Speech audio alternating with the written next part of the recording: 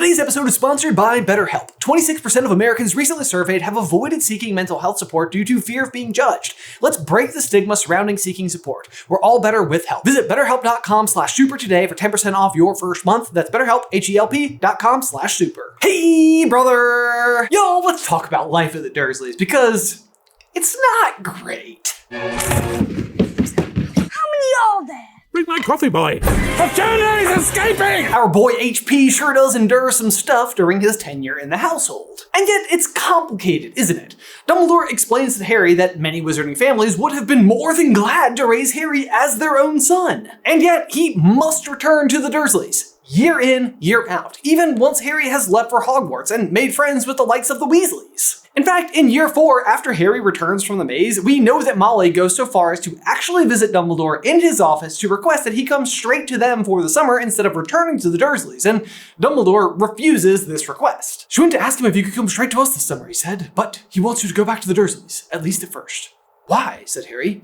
She said Dumbledore's got his reasons. We will eventually learn what that reason is in Order of the Phoenix when Dumbledore finally explains to Harry the ancient magic that he invoked when he was left on the Dursleys' doorsteps all those years ago, a special charm known as the Bond of Blood. As long as Harry is able to call the Dursleys' house home, he can't be harmed there. I'll be in my bedroom, making no noise and pretending that I don't exist. It's an interesting plot device that has some fascinating rules and limitations, but I think we may have just discovered a power of the Bond of Blood charm that doesn't just protect Harry from attackers outside the house, but possibly also from within. So today, I will explain why Uncle Vernon, of all people, uniquely has access to Harry, but also uniquely cannot harm him.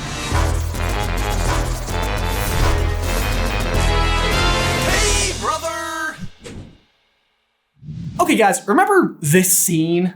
What happened?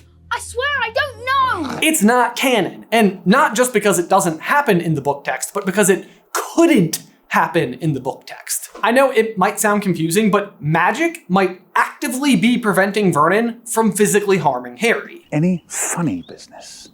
Any at all? And this is all going to be due to, as I said, the Bond of Blood. Not to be confused with the sacrificial protection that Lily cast on Harry when she sacrificed herself to save him when Voldemort attacked. That kind of magic is particularly rare because Lily had to be given the opportunity to live and choose death anyway, in case you ever wondered why James's death didn't protect both Lily and Harry since, he dies first. But the Bond of Blood actually happened after the fact and is administered by Dumbledore himself in collaboration with, of all people, Petunia Dursley.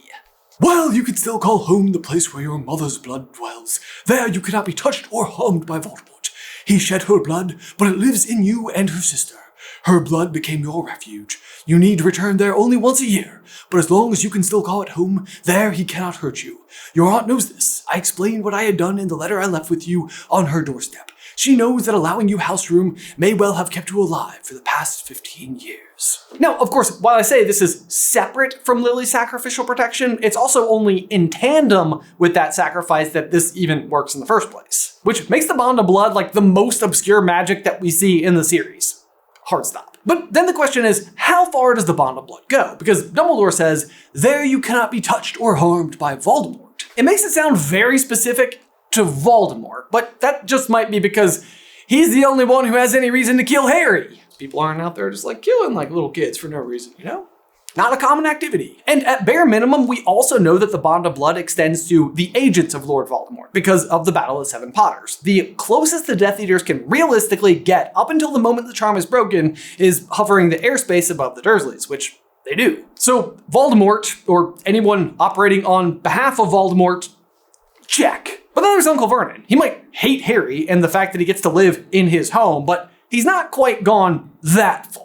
But that doesn't mean he's not without his own limitations as far as making Harry's life as miserable as he possibly can either. And I bring this up because we're kicking off the first chapter of The Order of the Phoenix on our podcast through the Gryffindor, and Harry's just minding his own, listening to the news through the open window. The news! As if a normal boy cares what's on the news. Just imagine I said that with a walrus mustache. Weird takes on the news aside, then of course there is a loud crack that is Mundungus, who is meant to be watching Harry, disapparating from the scene. Something about a batch of particularly thick-bottomed cauldrons, which exclusively has something to do with cauldrons and definitely nothing else. I don't know if that joke makes sense. Does it?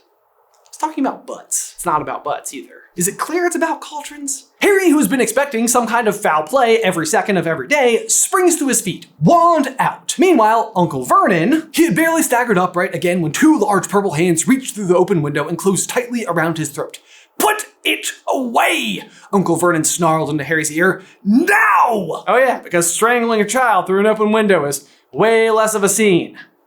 Sure. But surprisingly, that's not the weird thing that happens. The weird thing is actually what happens next. Then, as the pain at the top of Harry's head gave a particularly nasty throb, Uncle Vernon yelped and released Harry as though he had received an electric shock. Some invisible force seemed to have surged through his nephew, making him impossible to hold. On most read-throughs, I just slide right past the scene, none the wiser, because later in the chapter, Harry and Dudley are attacked by Dementors and it kind of steals the show. But what in blue blazes is happening here? What is the invisible force radiating out of our boy Harry? Like, you might think it's basic, accidental, wandless magic, the same kind of thing that young witches and wizards experience in their youth before their magic is properly discovered. Think of things like Harry ending up on the roof of the school, or his hair growing back overnight, or the glass vanishing as Dudley provoked the boa constrictor. Things like this don't seem to register quite in the same capacity as other violations of underage magic. Like, for instance, the hover charm that Dobby uses to drop the pudding on Mr. and Mrs. Mason in Chamber of Secrets. That is significant enough to result in a letter from the Ministry marking the occasion. The space that must lie between has to be when Harry, in a well-earned rage, inflated his Aunt Marge for berating him about his parents. I broke the law. Underage wizards aren't allowed to use magic at home. Oh, come now, Harry. The Ministry doesn't send people to Azkaban for blowing up their aunt. And the reason why that scene is so vital to the scene with Vernon, strangling his nephew out of an open window, has everything to do with the context surrounding this chapter otherwise.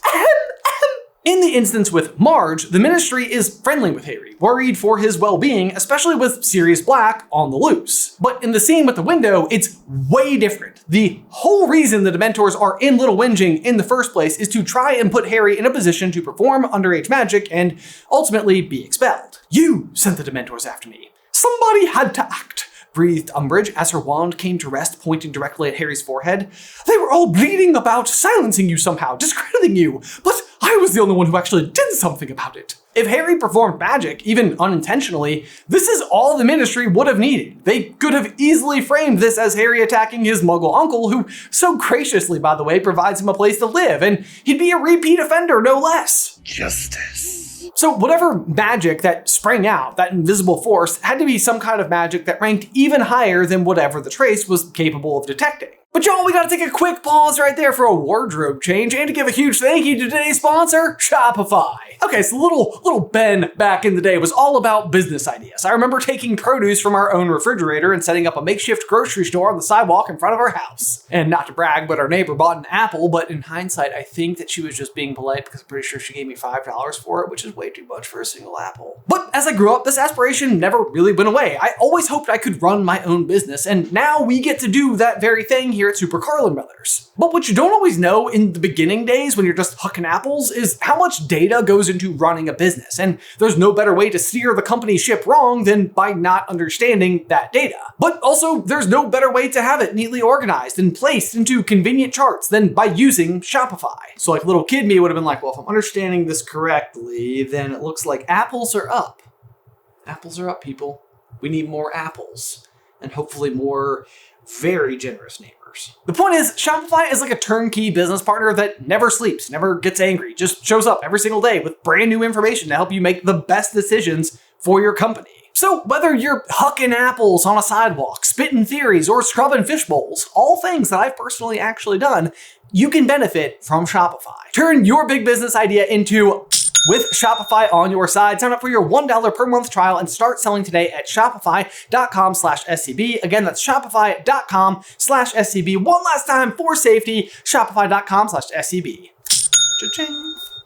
And now back to the video and the other clothes. And from there, I think we can really zero in on two possible explanations. The first is that it's the Horcrux inside of Harry. As we all know, a Horcrux is only as safe as its container is intact. Destroy the container, destroy the Horcrux. In this case, it wouldn't be Voldemort Prime, as we call him. It would be the unintentional and unknown piece of soul inside of Harry that is lashing out to protect itself. And if we really pay attention to the text, it does say, "Then as the pain in the top of Harry's head gave a particularly nasty throb, Uncle Vernon yelped." And Harry's scar is obviously right there at the top of his head, and the next piece says, "Yelped and released Harry as though he had received an electric shock." And after all, Harry's scar is in the shape of what?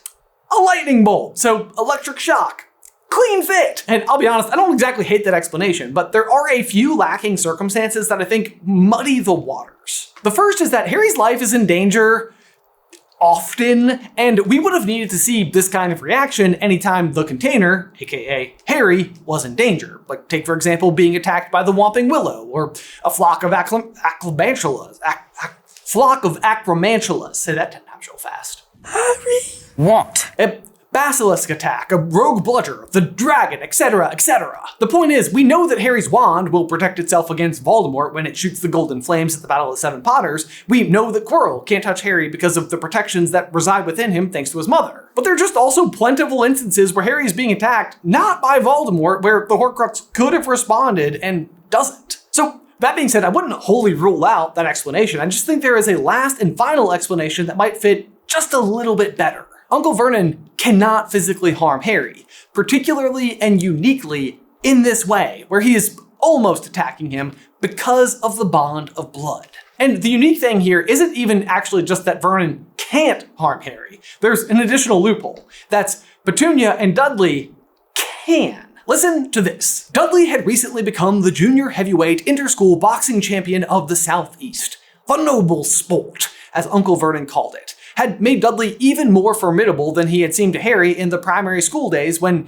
he had served as Dudley's first punching bag. So there we go, Dudley, as we know, can physically harm Harry. Aunt Petunia knew he hadn't actually done magic, but he still had to duck as she aimed a heavy blow at his head with the soapy frying pan. I mean, I think she misses, but like that's blunt force trauma otherwise, you know? The major difference between Petunia and Dudley versus Uncle Vernon is that Petunia and Dudley are both blood relatives. Uncle Vernon is not. The bond of blood, very understandably, assumes that you are safe amongst those who you share your blood, and therefore doesn't protect you from them. But Vernon isn't Harry's blood relative, and while he will occasionally make physical contact with him, never prior to this moment has he ever physically attacked him. So, all that being said, in a way, through the veil of death, Lily Potter reached out and shouted, "Not my son." You.